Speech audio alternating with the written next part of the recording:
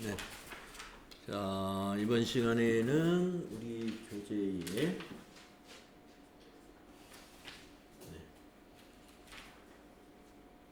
51페이지부터죠. 자, 사체의 발행과 또 상각에 대해서 사체 할증 발행 차금과 사체 할인 발행 차금에 대한 상각과 환입에 대한 이론적인 설명은 아까 말씀드렸고요. 실제로 한번 사례를 가지고 이해를 해보시면 되겠어요. 자, 결산일이 12월 31일인 주식회사 한공은 시장 이자율이 12%일 때 아래와 같은 조건으로 사채를 발행하였다. 여기 시장 이자율 해놓고 괄호 속에 보면 유효 이자율과 같다고 가정합시다 이랬습니다. 그래서 여러분 앞에서 아까 유효 이자율을 이렇게 설명했잖아요. 유효 이자율은 사채의 액면 금액과 미래 지급할 금액의 현재 가치를 일치시켜주는 이자율입니다 라고 했는데, 우리가 그 일치시켜주는 것이 바로 현재 시장 이자율을 기준으로 일치시킨다 이런 얘기가 되겠습니다. 그래서 우리가 유효 이자율과 시장 이자율은 같다고 보시면 되겠어요. 네. 그래서 어떻게 발행했나 볼까요? 2017년 1월 1일 날 액면 금액 10만원, 10만원이라고 이제 가정을 한 거고요. 만기는 2019년 12월 31일이면은 자, 몇 년짜리냐면 2017년, 2018년, 2019년 3년 만기로 10만원짜리 사채를 발행한 거네요. 표시 이자율은 10%예요. 자, 그러면 시장 이자율이 몇 퍼센트냐면은 12%예요. 그러면 시장에서는 12%인데 우리는 매년 10만원에 대해서 10%씩, 액면가에 대해서 10%씩 이자를 주겠다고 했기 때문에 10만원에 안 사겠죠. 네. 그래서 이자는 연 1회 지급하기로 했네요. 그러면 연 1회니까 만원씩 지급할 거예요. 만원씩. 자, 다음 페이지로 이어서 설명이 이어집니다. 자, 그러면 이 원금의 현재 가치가 지금 10만 원인, 원금의 현재 가치를 어떻게 계산하느냐 이거예요. 원금의 현재 가치라는 건 뭐냐면, 지금 현재 10만 원이 미래 3년 후에 10만 원을 돌려줘야 되잖아요. 네, 그러면데 3년간 이자율이 3년간 이자율 12%인 경우에 10만 원의 현재 가치를 따져봅니다. 10만 원의 현재 가치는 이게 원금 현가 개수라는 게 있는데 이것을 계산해 보면 0.7188이 나와요. 0.7188. 그러면은 10만 원에다가 0.7188을 곱하면 요 금액이 나와요. 71,180원. 한번 곱해 볼까요, 여러분도? 자, 계산기 한번 잡아 보세요. 10만원 곱하기 0.7118 해보면 71,180원 나오죠. 네. 나중에 또 기회가 되면 여기 원금의 현가 개수를 계산하는 방법, 요것도 이제 알려드릴 텐데요. 좀 계산기가 좀 괜찮은 게 있어야 돼요. 이런 계산기는. 그래서 요 현가 개수를 계산하는 방법도 나중에 기회 되면 또 알려드리는데 시험에서는 이건 몰라도 됩니다. 네, 시험에서는.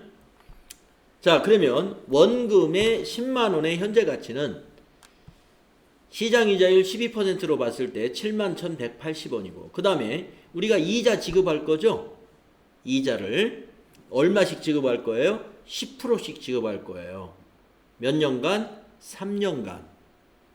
그래서 10만원에 10%, 만원에다가 2.418을 곱하는데 2.418은 뭐냐면은 연금 현가 개수라는 거예요. 연금 현가 개수.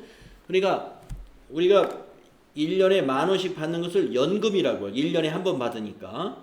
그래서 연금 현가 개수는 2.4018이다. 그러면 만 원 곱하기 2.4018, 2.4018을 계산기로 한번 계산해 보니까 24,018원이 나오죠. 24,018원. 그러니까 3년간 이자 받는 거에 그 이자 받는 게 3만 원인데 그것을 사채를 발행하는 현재 가치로 환산하면 이자 3만 원에 대한 현재 가치는 24,018원이요. 원금 10만 원에 대한 현재 가치는 71,180원이 나와요. 그래서 이 두 개를 더해 주는 겁니다. 예, 여기 보면 더했죠.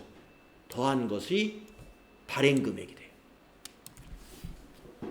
이렇게 해서 발행을 하면 12%의 시장 이자율이었을 때 우리 회사는 10만 원짜리 사채를 95,198원에 발행하면 된다는 것이죠.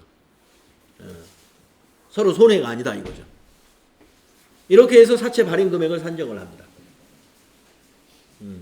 사채 발행 금액 산정 근거는 원금의 현재 가치와 이자의 현재 가치를 가지고 사채 발행 금액을 우리가 산출해 낸다.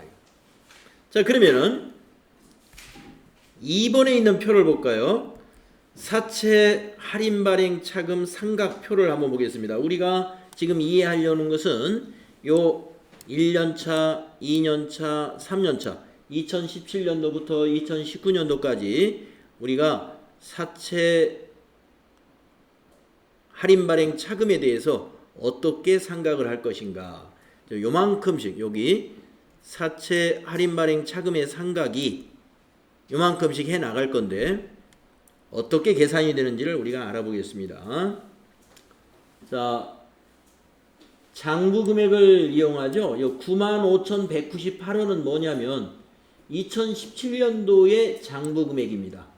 왜 이게 장부 금액이 되냐면 여러분 2017년도 재무상태표에는 사채가 여기 10만 원이라고 기록되어 있겠죠. 그 밑에 얼마의 차감, 사채 할인 발행 차금이 얼마로 기록되어 있을까요?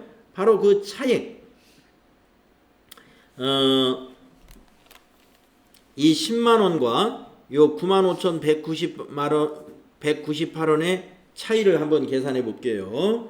10만 원 빼기 발행금액 95,198 하면은 4,802원이 나오죠.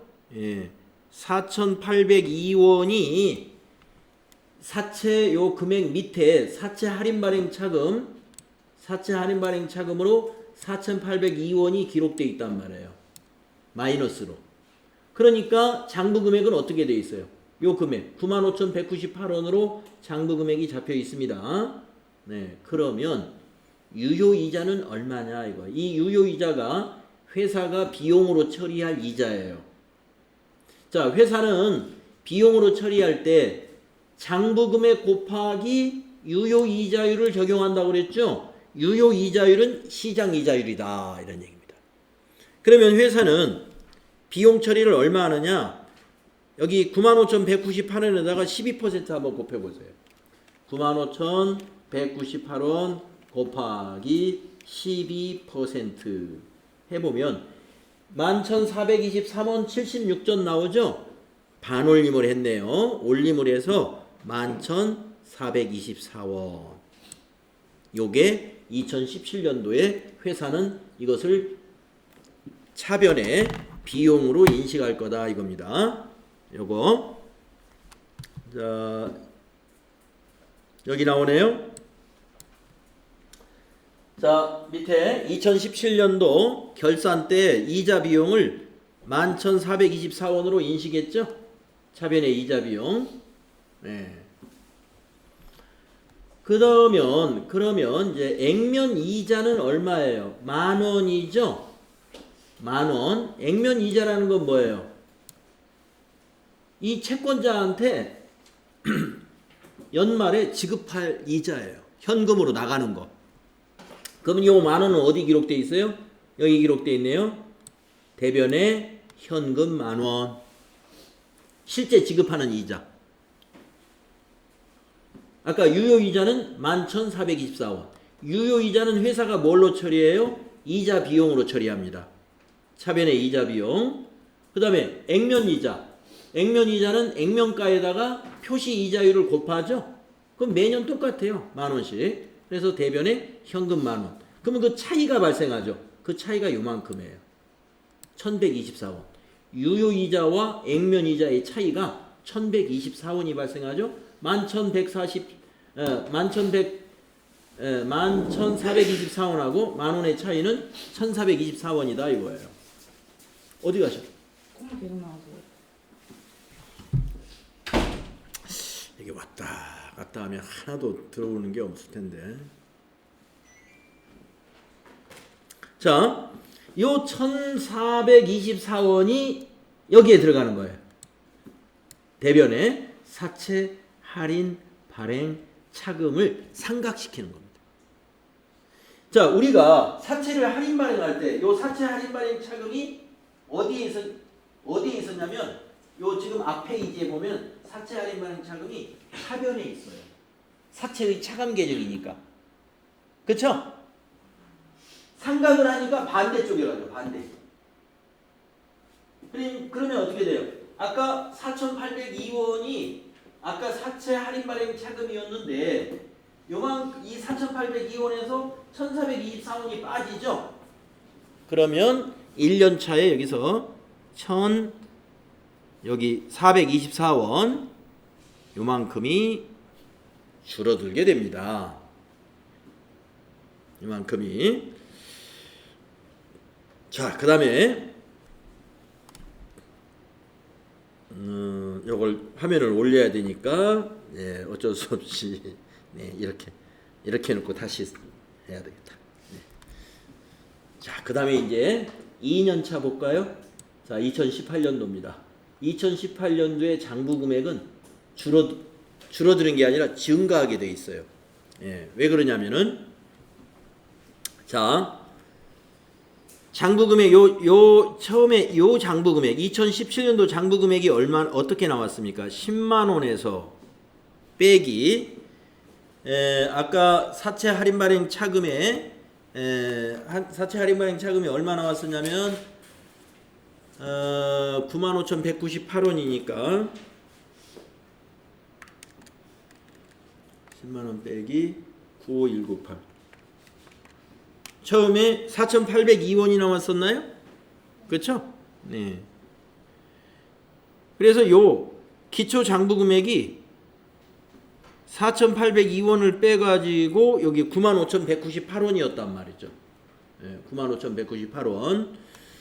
자, 그래서 유효이자율이 이렇게 나와서 차변에 비용 처리했고 액면이자 10,000원은 우리가 대변에 현금으로 지급해야 될 이자고 그 차액을 상각을 시킨다 이거죠. 그 차액을. 그렇게 되면은 사채 할인 발행 차금이 여기서 줄어들었어요. 이게 얼마로 줄어드느냐? 1,424원이 더 빠지니까 사채 할인 발행 차금은 4,802원에서 빼기 1,424원 했더니 3378이 나오죠. 이 사채 할인 발행 차금이 3378로 바뀌었다 이겁니다. 그러면은 이게 이제 1차 년도에는 사채 할인 발행 차금이 이만큼이었는데 2차 년도에는 이 금액으로 바뀌죠. 그러면 2차 년도의 장부 금액이 이렇게 된다 이거예요. 96622. 10만 원 빼기 요거 해보면 요 금액 나와요.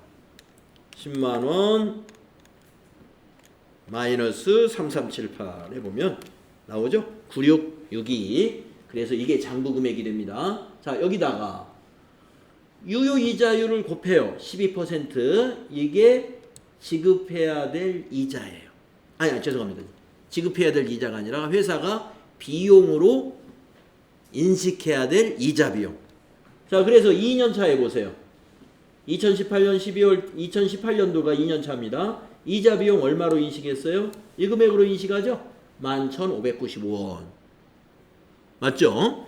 자, 그러나 사채권자에게 현금으로 지급하는 이자는 액면이자를 지급하는 거예요. 10만 원에 10%.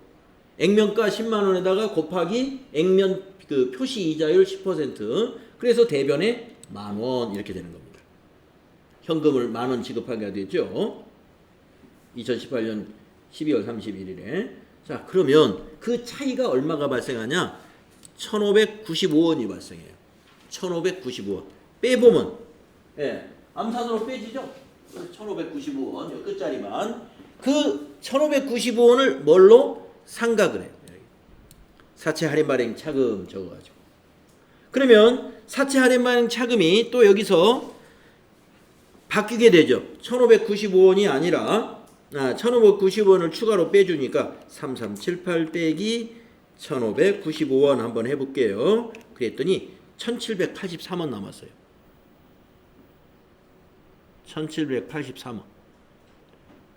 그러면 3년차 2019년도의 장부금액은 기초 장부금액은 이만큼을 1,783원만 빼니까 98,216원으로 늘어나요.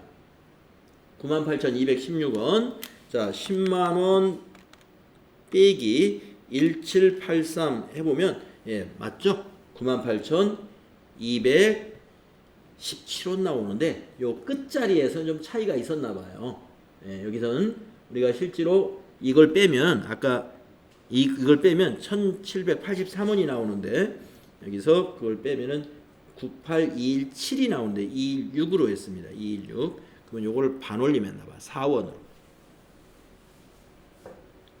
자, 지금 이론 차이는 이제 뒤에 소수의 차이라고 보시면 돼요. 아시겠죠? 자, 그래서 3년 차의 유효 이자는 어떻게 계산한다? 여기 있는 장부 금액에다가 12% 곱하면 요 금액 나와요. 11,784원. 98216 곱하기 12%. 예, 11,785원 나옵니다. 근데 여기는 버렸네요. 11,784원으로. 이걸 맞추기, 아까 이론 차이 난 것 때문에. 예. 그래서 요거를 이자 비용으로 인식해요. 차변의 이자 비용 11,784원. 그 다음에 요 액면 이자는 실제로 지급하는 이자죠. 대변의 현금 10,000원. 그래서 요 11,784원과 10,000원의 차이 1,784원을 우리가 상각한다 이거예요. 여기 사채 할인 발행 차금을 상각한다. 그래서 여기다 적어요. 그러면 11,784원 아까 남았었는데 요거 이제 없어져 버렸죠. 그러면 2019년 3년차 여기는 기초고 기말의 장부 금액은 얼마가 되느냐? 이거 이제 제로가 돼 버렸으니까 장부 금액이 바로 요 10만 원 최초 액면 금액하고 똑같아지죠.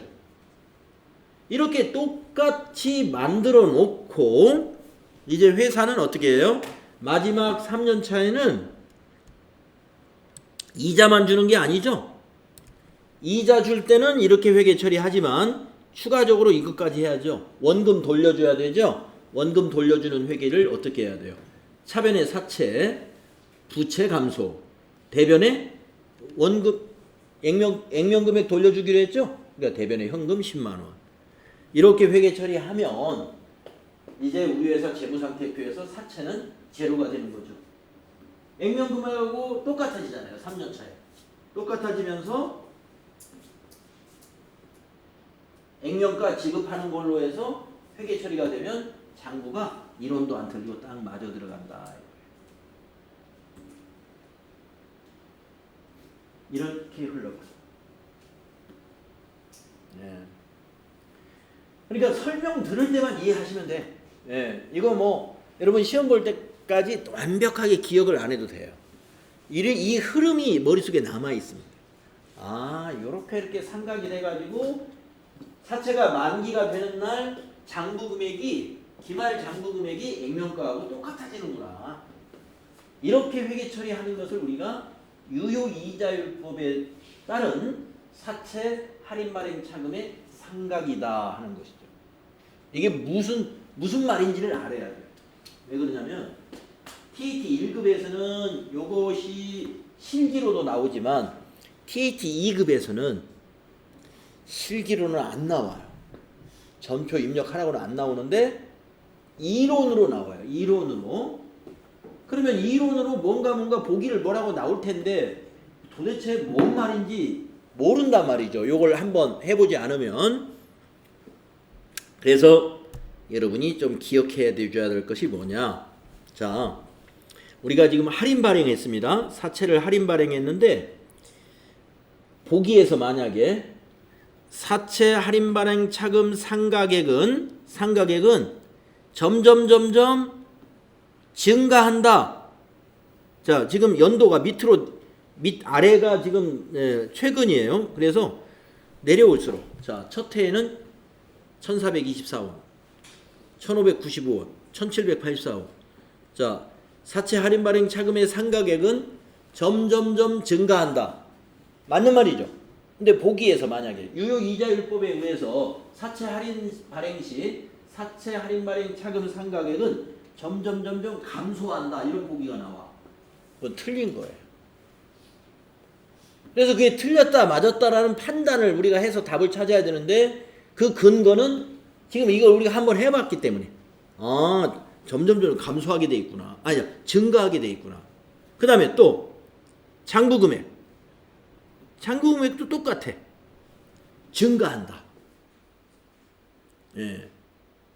사채 할인 발행 차금 사채의 할인 발행 시 사채 할인 발행 차금의 상가액도 증가하고 장부금액도 증가합니다.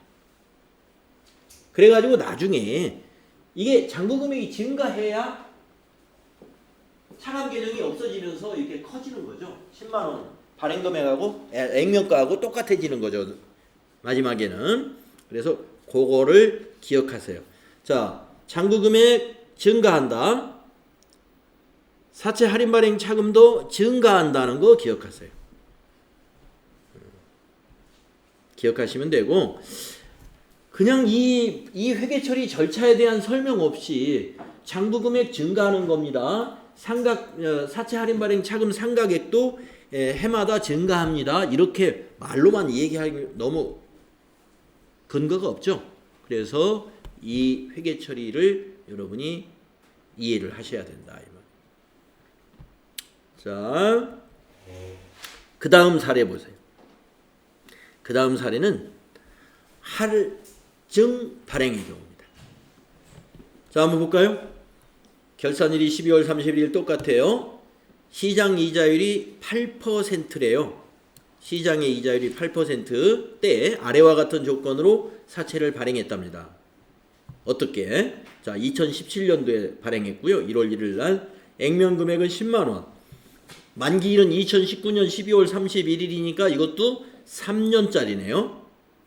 표시 이자율은 10%. 그러니까 우리가 주겠다는 이자는 10%. 그러니까 똑같아요. 아까도 10,000원씩 주겠다고 했어요. 근데 조금 전에는 10,000원씩 주겠다고 했을 때 시장 이자율이 12%였습니다. 근데 우리는 지금 상황은 지금 다른 상황이에요. 시장 이자율이 낮아요. 자, 이자 지급 조건도 연일회예요. 똑같아요. 이럴 때 사채의 발행 금액을 어떻게 산출하느냐. 예. 사채 발행 금액의 산출 원리만 아세요. 요 뭐 0.7938 이런 원금의 현가 개수나 연금의 현가 개수를 계산하는 것은 나중에 기회 있으면 제가 한번 알려드릴게요. 지금은 몰라도 돼요. 시험에는 안 나와요. 아무튼 이러한 원금 현가 개수와 연금 현가 개수를 적용해 가지고 발행 금액을 기업이 산정하고 있다. 어떻게 한번 계산했냐면, 자, 10만 원을 시장 이자율 8%를 적용했을 때 10만 원의 현재 가치를 계산하니까 요게 나왔다는 거예요.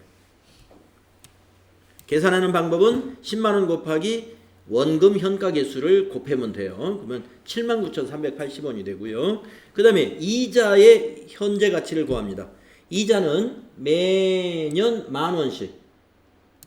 액면가 곱하기 표시 이자율 10%니까 10,000원이죠. 거기에 현가 개수가 12% 있을 때, 12%였을 때 2.5771이었죠. 2.5771. 그래서 2.5771을 곱합니다. 그러면은 요만큼이 나와요. 25,771원이 나옵니다. 25,771원. 자, 그러면 이 두 개를 더하면 뭐가 된다? 이렇게 나와요. 그래서 이 금액을 우리는 발행 금액으로 계산을 했다 이거예요. 자, 그러면 한번 그 다음 표를 볼까요? 자, 이때는 사채 할증 발행 차금이 발생을 하는데, 우리가 사채를 발행할 때 이렇게 사채를 발행할 때 첫 해에 이렇게 발행을 합니다. 현금을 10만원짜리 사채를 주고 105,151원을 받아요. 그래서 할증 발행을 한 거죠. 그리고 사채가 액면가로 표시합니다. 사채는 그 밑에다가 사채 할증 발행 차금을 기록해서 이건 가산 계정으로 기록을 해요. 그러면 요 두 개를 더한 것이 발행 시의 기초 장부 금액이 되어서 105,151원이 됩니다. 요 두 개를 더한 것이. 그러면 회사가 2017년 말에 이건 이제 발행시고 결산일 말일이 되면은 비용으로 인식해야 되는데, 비용으로 인식할 때는 유효이자율을 적용한다고 그랬죠. 무엇에다가? 요거에다가 장부금액 곱하기, 여기 동그라미 1번이 기초 장부금액이에요. 장부금액 곱하기 유효이자율 8% 한번 곱해보세요. 저 금액이 나오는지. 105,151 곱하기 8% 해보세요. 8,412원 나오네요. 네, 8,412원. 이게 여기 보세요. 차변의 이자 비용 8,412원. 그쵸? 자, 액면 이자는 10%로 우리가 지급하기로 했으니까 10만원에 10% 만원을 지급할 겁니다. 액면 이자라는 것은 표시 이자율을 곱하는 거예요. 액면가에다가. 그러면 10만원 곱하기 10%니까 만원. 이거는 우리가 현금으로 지급해야 될 이자입니다. 그 차이가 1,588원이죠. 요만큼을 상각하는 거예요. 여기서는 이제 사채 할인 발행 차금의 상각, 뭐 상각이나 환입이나 같다고 그냥 생각을 하시면 되겠습니다.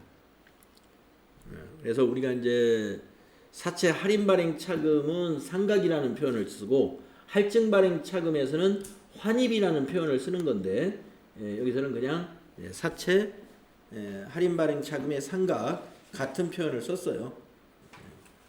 같은 표현을. 그래서 그냥 같은 용어로도 쓰고 있으니까 그냥 같은 용어로 그냥 쓰셔도 돼요. 자, 이렇게 되고요. 그러면은 기말 장부 금액이 이렇게 줄어듭니다. 기초에서 뭘 빼요? 요 상가액을 빼죠. 상가액을 빼면 줄어들어요. 그래서 2018년도에는 기초 장부 금액이 103,563원이 돼요. 그러면 여기에다가 또 8%를 곱하죠. 이 금액에다가 요 8%를 곱해요. 이렇게 곱하면 요 금액이 나와요. 8,285원. 이것이 2차년도의 비용으로 인식되는 이자 비용이에요. 이자 비용. 그리고 2차년도에 현금 나가는 건 만원이 나가요. 이자로 나가는 건 만원. 그러면 그 차액이 얼마나? 1,715원. 그 차액이 요만큼을 사채 할인 발행 차금에서 상각합니다. 환입시킨다 그러죠. 환입을 해요. 상각이나 같다고 보시면 돼요. 여기서 상각이라고 했으니까.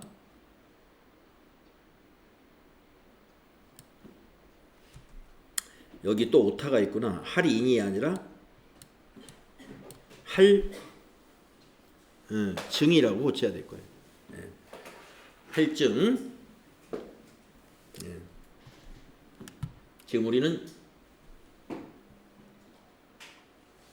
할증 발행에 관한 것이니까 여기 사채 할인 발행 차금의 상각이 아니고 사채 할증 발행 차금의 환입 또는 상각이라고 해도 좋아요.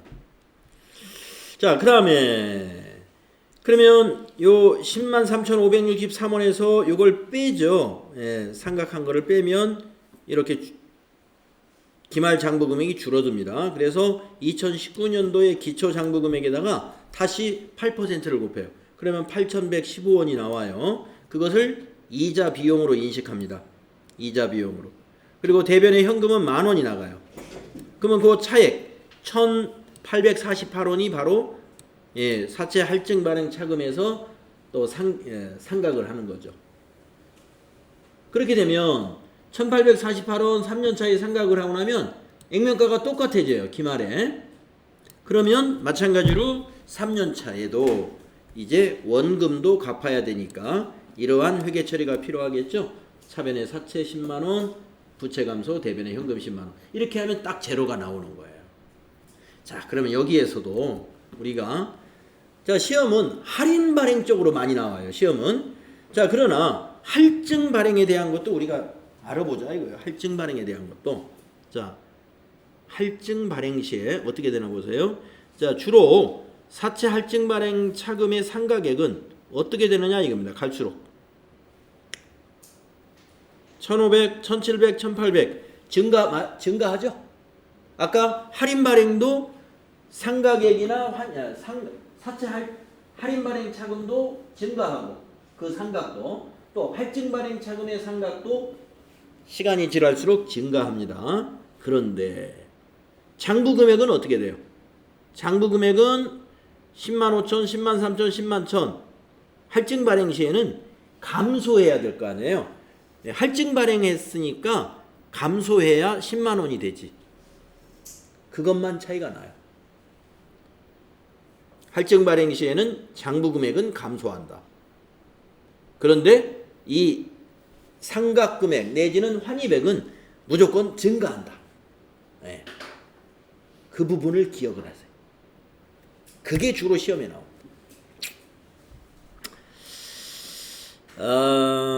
그래서 그 밑에 표가 있네요. 네, 그 밑에 표. 네. 자, 사채 할인 또는 할증 발행 차금의 상각과 관련한 표를 한번 보니까 매기 상각액은 사채를 할인 발행할 때나 또는 사채를 할증 발행할 때나 매기 상각액이 증가한다는 공통점이 있어요. 두 개가 다 증가하죠. 네. 그 다음에 장부 금액을 살펴보면 매기 장부 금액이 할인 발행 시에는 증가합니다. 네. 그런데 할증 발행 시에는 감소하더라. 아까 확인했죠. 자, 이자 비용을 한번 따져볼까요? 유효 이자율법에 대한 이자 비용 할인 발행 시에 요 상각액만큼씩 같아요. 예, 증가합니다. 이자 비용 증가한다. 그런데 할증 발행 시에는 감소해요. 왜냐하면 장부 금액이 작아졌으니까. 회사는 이자 비용을 어떻게 인식합니까? 유효 이자율법 장부 금액에다가 일정한 시장률 이자율을 곱하잖아요. 여기서 장부 금액이 장부 금액이 감소하면 이자 비용도 같이 감소하는 거죠. 그래서 감소한다. 할증 발행 시에는. 그리고 또 하나는 매기 지급하는 이자가 뭐예요? 현금 나가는 이자. 현금이 나가는 이자는 언제나 똑같아요. 언제나 똑같다. 이 표를 잘 머릿속에 정리해놓으면 돼요. 네. 그러니까 여러분 아까 분기에서 보셨다시피 대변의 현금 10,000원은 3년간 똑같았잖아요. 매기 지급하는 이자가 대변의 현금 10,000원이란 말이에요.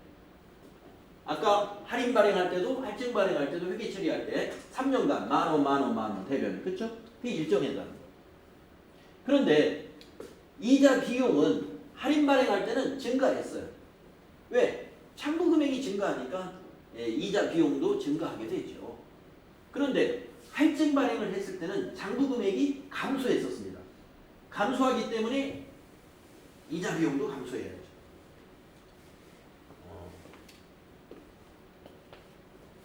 그래서 이 표가 여러분 필기시험에서 이 표를 이해하면 맞출 수 있도록 시험 문제가 나와요. 그런데 이 표를 아무 근거도 없이 그냥 암기식으로 하면 여러분 이거 외워지기가 쉽겠어요? 잘 안 외워져요. 예. 그냥 돌아서면 잊어버려 버려요. 그런데 우리 조금 전에 계산해 봤잖아요. 한번 회계 처리하는 거. 그거를 자꾸 회상해라 이거예요. 예. 그러면 이 표가 맞아. 우리 10만 원짜리를 할인 발행했다, 할증 발행했다 해가지고 표를 만들어 봤잖아요. 아까 회계 처리하는 거. 3년간. 그걸 근거로 해서 이 표를 이제 연결해 가지고 이걸 암기하셔야 돼. 자, 여기까지가 사채에 관해서 TAT 2급에 추가된 내용이에요. 자, 그다음에 이제 나머지 비유동 부채는 FAT 1급에서 배운 그대로예요. 그래서 장기차 입금은 여러분 아시죠? 결산 때 유동성 대체 분계 하잖아요. 장기차 입금 중에서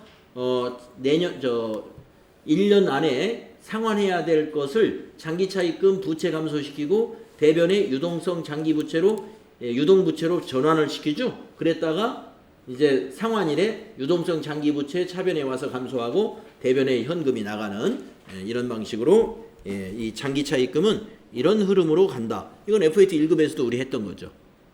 그때 이제 유동성 대체 분계다 해서 유동성 장기 부채라고 하는 유동 부채 개정 과목 여러분 기억하시면 되고. 자, 임대보증금 여러분 뭔지 알죠? 비유동 부채에서 만기 때 우리가 돌려줘야 되는 부채이기 때문에 이게 비유동 부채. 그 다음에 퇴직급여 충당 부채. 여기에 확정 기여형, 확정 급여형 여기 나오는군요. 우리가 FAT 1급 공부하면서도 이게 어디에선가 문제가 갑자기 나왔어요. 그렇죠? 문제가 갑자기 나와가지고 이걸 제가 한번 설명한 적이 있습니다.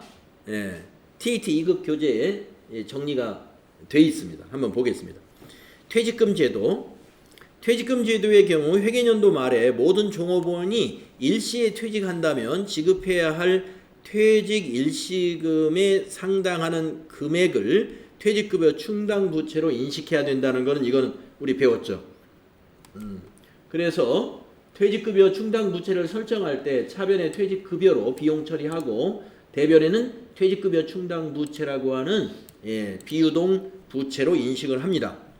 그 다음에 이제 종업원이 퇴사를 하면은 여기 대변에 부채로 설정했던 거, 부채로 설정했던 게 10,000원을 설정했는데 퇴직금 1,000원을 3월 달에 지급을 해요. 그러면 이제 어때요? 이제 지급을 했으니까 부채가 어떻게 돼요? 감소가 되죠? 그 대신 대변에는 현금이 나가게 됩니다. 자, 그런데 밑에 사례를 한번 보겠습니다. A사는 2019년 1월 1일 개업하였으며 2019년 12월 31일에 모든 종업원이 퇴직한다면 지급해야 할 퇴직 일시금이 100만 원이다. 그러면 차변의 퇴직급여 100만 원, 대변의 퇴직급여 충당 부채 100만 원 이렇게 설정을 하는데 우리가 이제 개업을 2019년 1월 1일에 했기 때문에 퇴직급여 충당 부채로 미리 설정해 놓은 게 없겠죠. 그러니까 지급 예상되는 퇴직금 모두를 퇴직급여 비용 처리를 하고 부채로 이렇게 설정을 하게 되는 겁니다. 만약에 잔액이 있었으면 잔액 뺀 나머지만 추가 설정하면 되는 것이죠. 자, 그 다음에 확정 기여형 퇴직연금제도. 자, 여기서는 확정 기여형 밑에 나오는 3번에 나오는 퇴직연금제도에 대한 이야기예요. 연금제도 한번 보겠습니다. 여러분들 기억하시는지 모르겠는데 확정 기여형은 비용 처리한다. 확정 급여형은 자산 처리한다. 이걸 좀 어떻게든지 외우든지 기억을 잘 해두세요. 자, 연금 제도에는 두 가지가 있다고 그랬습니다. 확정 기여형과 확정 급여형이 있는데 확정 기여형의 연금에 회사가 불입을 했다. 그러면 비용 처리하라 이거예요. 비용 처리. 그 다음에 확정 급여형으로 연금에 가입하고서 불입을 했다. 그러면 자산 처리하라 이거예요. 자산 처리. 자, 내용을 한번 보겠습니다. 확정 기여형 퇴직연금 제도를 설정한 경우에는 당해 회계 기간에 대하여 기업이 납부해야 될 그 기여금 납부해야 될 기여금.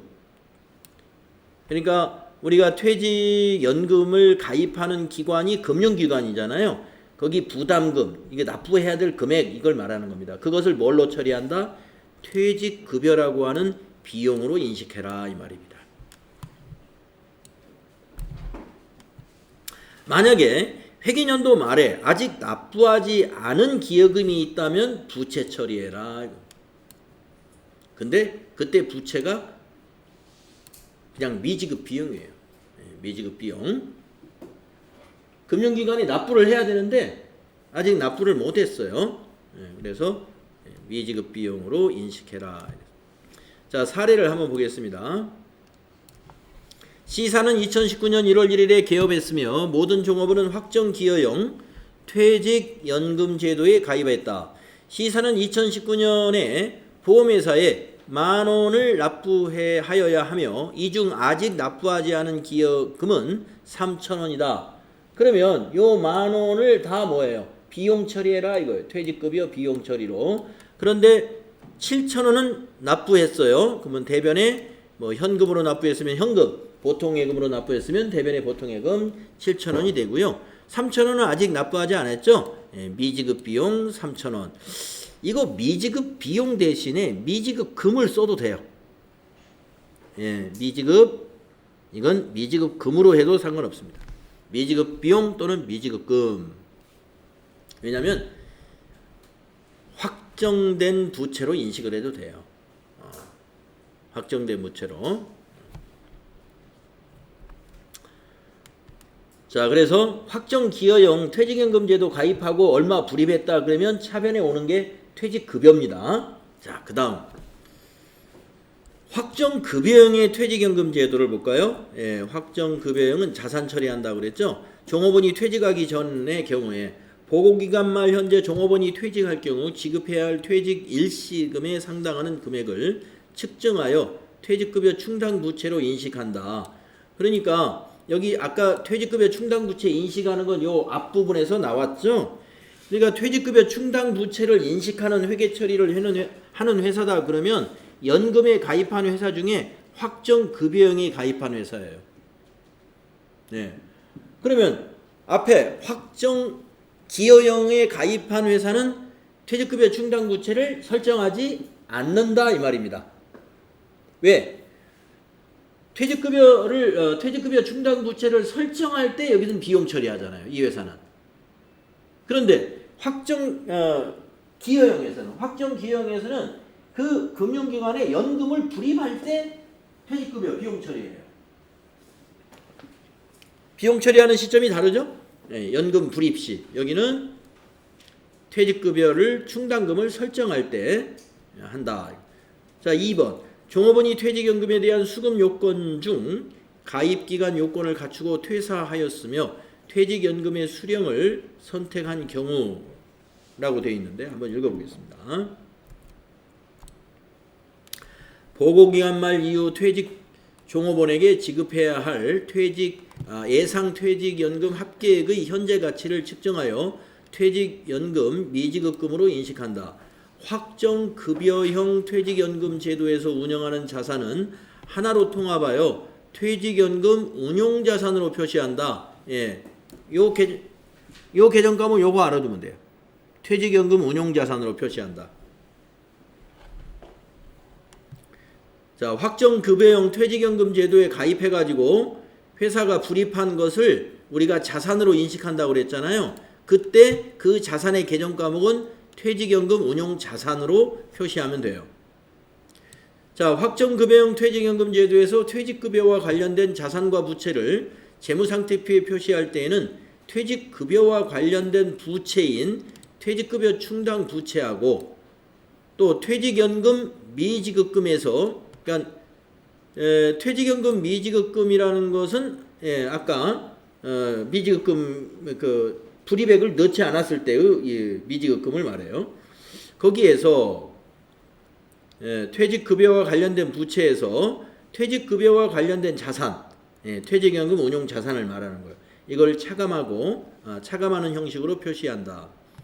퇴직연금 운용자산이 퇴직급여 충당 부채와 퇴직연금 미지급금의 합계액을 초과하는 경우에는 그 초과액은 투자자산으로 표시한다. 이게 좀 복잡해 보일 텐데요. 자, 정리하면 이렇습니다. 간단히 말하면 퇴직급여 충당 부채가 있어요. 자, 미지급금은 일단 생각하지 말고 미지급금까지 한꺼번에 생각할 필요는 없어요. 자, 퇴직급여 충당 부채가 있어요. 근데 우리 회사 퇴직급여 충당 부채라는 것은 우리 회사 직원이 전부 퇴사했을 때 퇴직금이 얼마인가를 부채로 설정해 놓잖아요. 자, 그게 1,000만 원이라고 한번 가정을 해볼게요. 1,000만 원이에요. 그런데 우리가 그동안 꼬박꼬박 연금으로 우리 회사가 불입한 자산이 있어요. 그게 1,300만 원이야.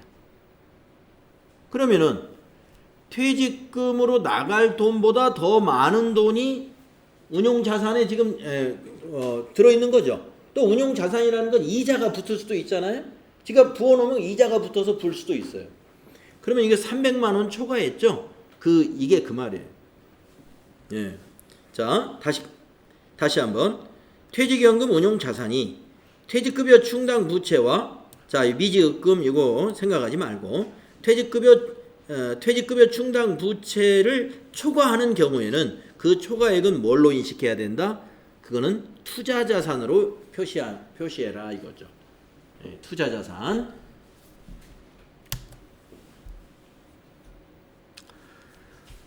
한번 밑에 사례를 볼까요? B사는 2019년 1월 1일에 개업을 했고요. 모든 종업원이 확정급여형 퇴직연금제도에 가입했답니다.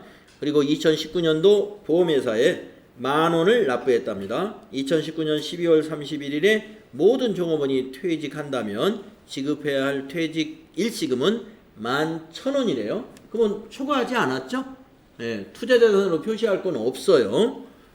자, 이럴 때 회계 처리는 어떻게 하느냐?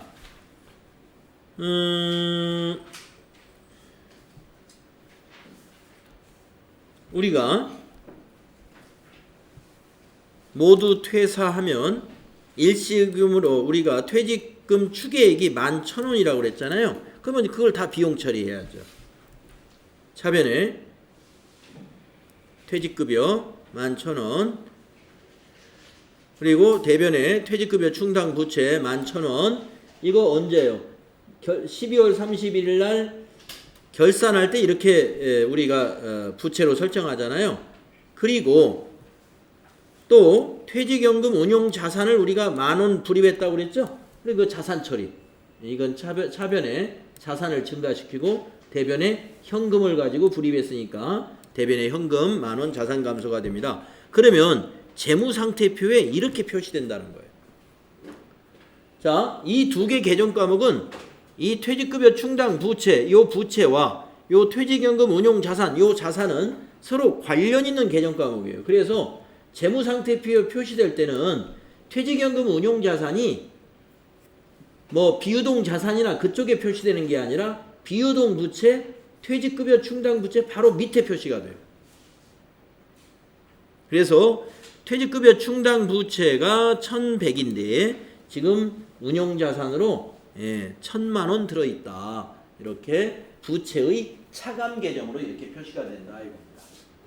그러나 이건 부채의 차감 계정이라고 안 하고 자산이라고 봐야 돼요.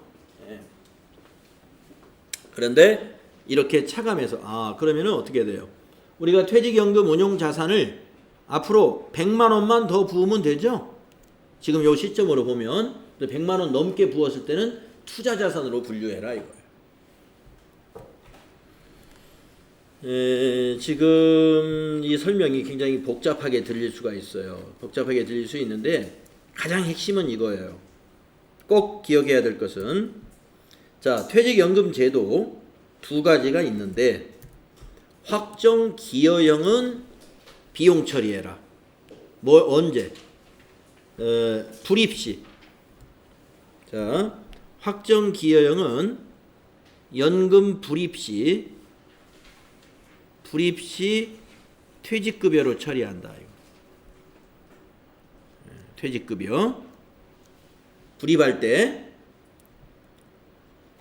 요거 잘 기억하시고요. 그 다음에 확정급여형은 이 확정급여형은 이건 불입 시에 자산으로 처리합니다. 그게 뭐예요? 이거 퇴직연금 운용자산. 불입 시에 퇴직연금 운용자산으로 처리하라 이거. 그러면 언제 비용 처리해요? 예, 비용 처리는 결산 때 확정급여형은 결산 때 퇴직금 추계액을 부채로 인식하게 되죠. 퇴직급여 충당 부채로. 그럴 때 차변의 비용 처리예요. 퇴직금 추계액만큼은. 그러니까 부채로 설정하면서 비용 처리하고 연금을 불입할 때는 회사의 자산으로 처리하고 회사의 자산의 계정 과목은 뭘로 표시한다? 퇴직연금 운용 자산이라고 표시해라 이거예요. 그걸 잘 기억하시라. 그게 핵심입니다. 자, 이제 마지막으로 우리 이제 부채에서 장기 미지급금, 뭐 기타 충당 부채 등이 있다 하는 거 정도 알면 되겠습니다. 자, 그러면 10분간 쉬었다가 우리 자본 관련 개정 과목들 또 살펴보도록 하겠습니다.